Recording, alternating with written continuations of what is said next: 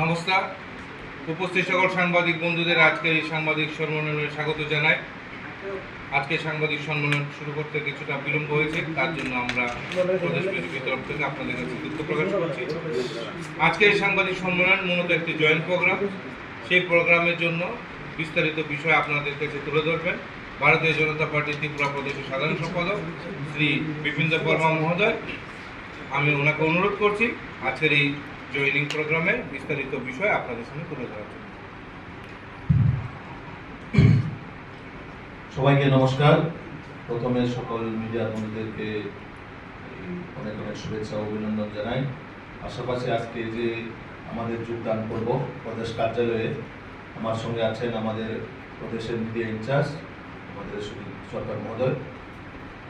আজকে মূলত আমাদের দলে তীব্রামথা দল ছেড়ে প্রায় 55 ফ্যামিলির 275 ভোটার আজকে আমাদের দলে সামিল হচ্ছেন এবং যার নেতৃত্বে আজকে এই এত বড় মাত্রায় যোগদান সভা হতে যাচ্ছে আমাদের গুরুপদ দেববর্মা, যিনি ত্রিপুরামাথা দলের সেন্ট্রালের অবজারভার এবং টিএসপি ত্রিপুরাল্যান্ড স্টেট পার্টি, যেটা ত্রিপুরামাথা হওয়ার আগে যার পার্টির সিম্বলে, যার পার্টির রেজিস্ট্রেশনে তারা নির্বাচনে কন্টেস্ট করেছিল, ওই সময়ের ওই পার্টির যিনি প্রদেশের সাধারণ সম্পাদক এই যে গুরুপদ দেববর্মা, এবং তার সঙ্গে আছেন চিত্তরঞ্জন দেববর্মা, টিএসএফ এর সেন্ট্রাল কমিটির মেম্বার, এবং উষা রঞ্জন দেববর্মা, ত্রিপুরামাথা হেজামারা ব্লক কমিটির ট্রেজারার,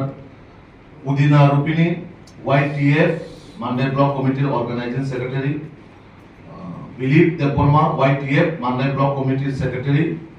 এরকম করে যাদের কাছে পার্টির দায়িত্ব আছে তারা নেতৃত্বে, এই 5 জনের নেতৃত্বে প্রায় 275 ভোটার আজকে আমাদের দলে সামিল হচ্ছে এবং আমরা নবাগতদের স্বাগত জানাই।